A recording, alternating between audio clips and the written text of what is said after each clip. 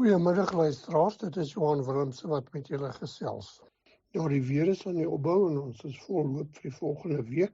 Intussen is dit maar baie deur mekaar, baie wispelturig en groot debatte oor hoe groot die oeste gaan wees.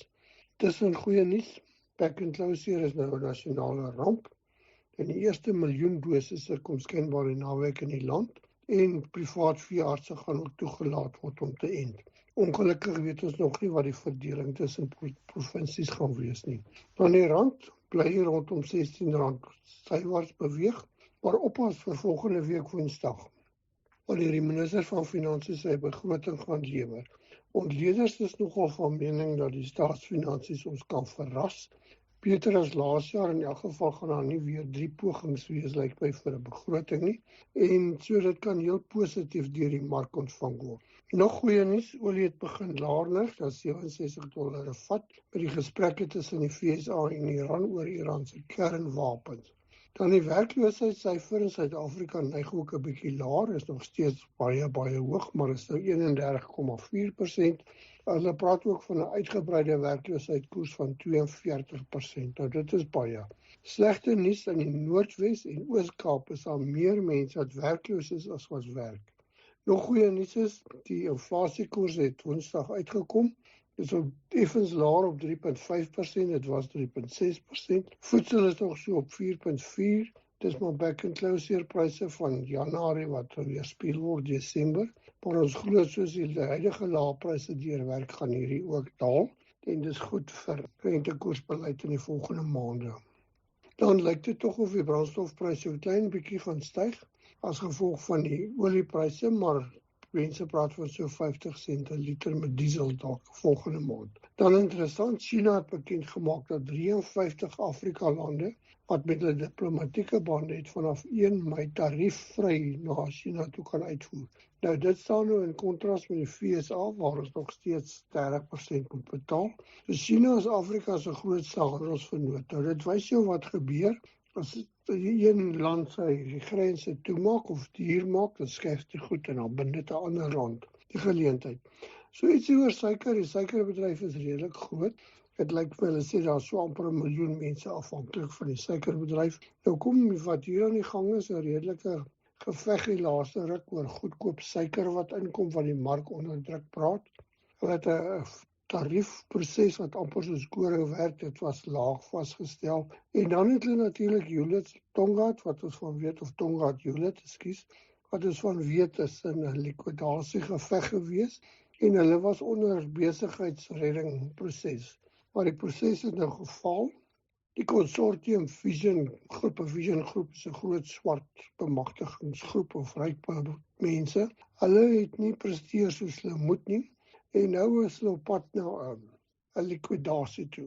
Nou dit is 'n groot probleem want die melens is in KwaZulu en in Mpumalanga, hulle 3 suikermelens, 4 melens wat daar is. Nou die probleem is as hulle stop met prosesering gaan die boere nie 'n mark hê nie en gaan hulle onder redelik druk kom. Nou julle sal ook onthou nie te lank terug nie. 3-4 jaar terug het hulle 'n moeilikheid begin met bedrog met hulle finansiële state waar hulle bates amper iets soos 'n suikersteinhof waar hulle bates oorwaardeer het, hulle het verkope gewys wat nog nie realiseer het nie en dies meer.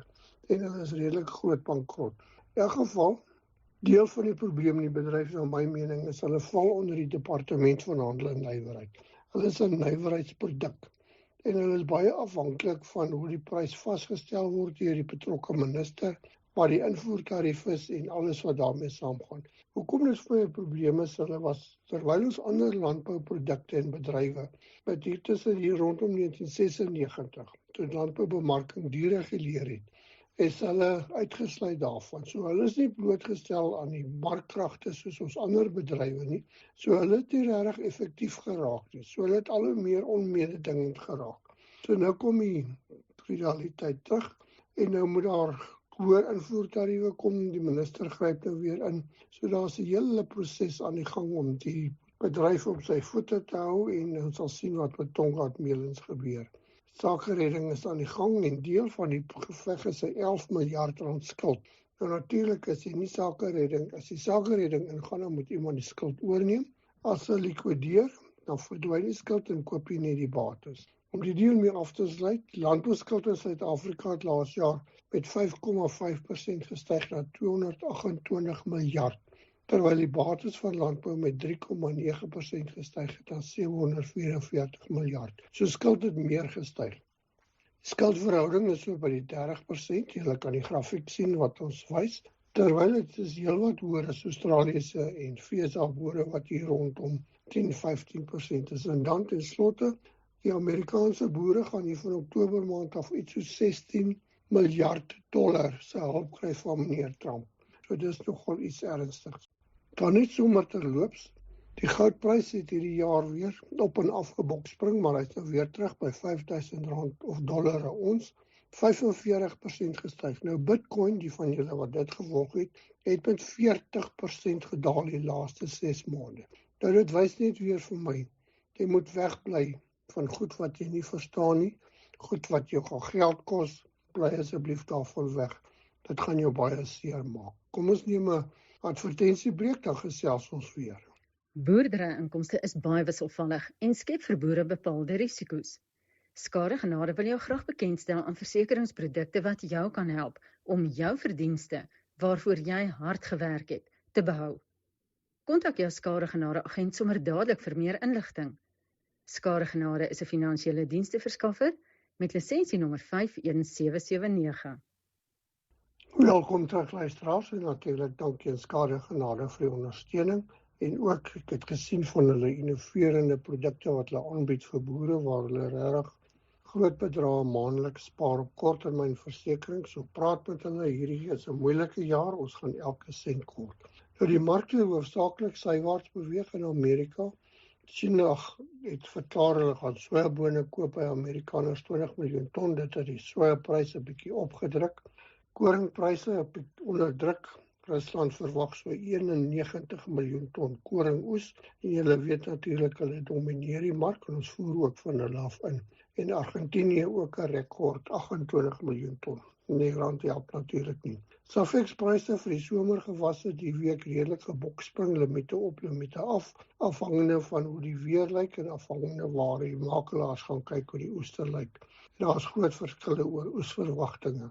Intussen witmielies beweeg sywaarts laer hier rondom R3.400 per ton tans en vir Julie maand met oeslewering R3.300. Nou dis 'n jolly end laer is waar dit was. Geelmieliepryse ook basies sywaarts laer en Julie maand Safex R3.350. So witmielies is op die oomblik net so R50 per ton duurder as geel en ek vermoed wit gaan onder geel in beweeg. Dan sojabone hier rondom R7.000 per ton. Oppas, daar is onduidelikheid oor die oeste, maar ek dink as ons gaan sien wat gebeur en die oes is groot, die by die 300.000-400.000 ton moet uitgevoer word, gaan die prys toch laer, want ons is tans bokant uitvoerpryse. Dan sonneblom, hier rondom R9.500 per ton, maar in my maand laer op R9.000 per ton, en dan gaan heel wat vroeër mielies of vroeër sonneblom, daar is al boere wat in maart maand gaan begin stroop. Dan koring slegte nuus. Die invoertarief slegte nuus vir boere is verlaag met na R619 per ton vanaf R851. Dit was nou laas Vrydag gewees. Seker net toevallig dat dit Vrydag die 13de was nie. Maar in elk geval die verlaagde tarief is al 'n wyle in die lug. Maar dit pryse steek vas hier op R5.800 per ton. Maar dit gaan regtig moeilik vir boere wees om produksiekrediet te kry. Dan aardappelpryse sukkel ook. Die so rondom die R50 'n sakkie groot volumes wat uit die Oos-Vrystaat kom en die mark se volumes het gestyg. Nou die veemarkte, kom ons hoop die tenstof gaan vinnig en doeltreffend versprei word, maar klas A van pryse bietjie sywaarts laer rondom R60-64 per kilogram. Onthou is dit by 83 gaan draai so 'n paar maande terug. Speenkalvers gelukkig bly nog sterk, hier rondom 37 na R43 per kilogram. Dit is veral die 200 na 240 kilogram wat relatief duur is.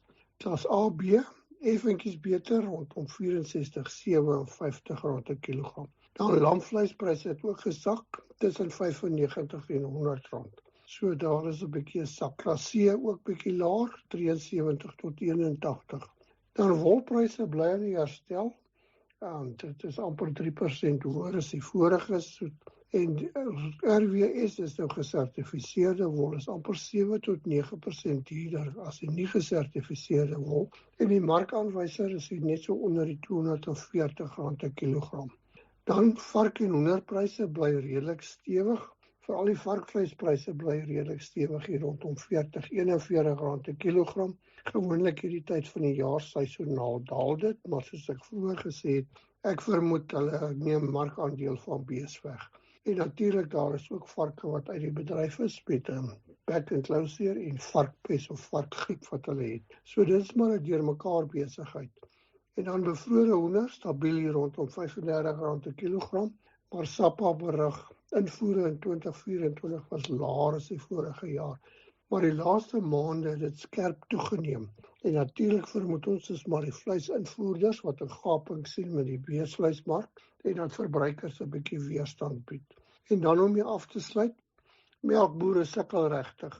Buite die groot verwoesting wat back and closure saai, is daar groot onduidelikheid oor hoe hulle die melk mag verwerk, die verwerkers, en vir watse produkte hulle dit moet aanwend. So moenie verbaas wees as ons tekorte aan melk gaan sien in die afsienbare toekoms nie. Nou groete van Johan Willemse, ek hoop regtig in die volgende week reën het daar by jou en dat jou oeste nog gered kan word.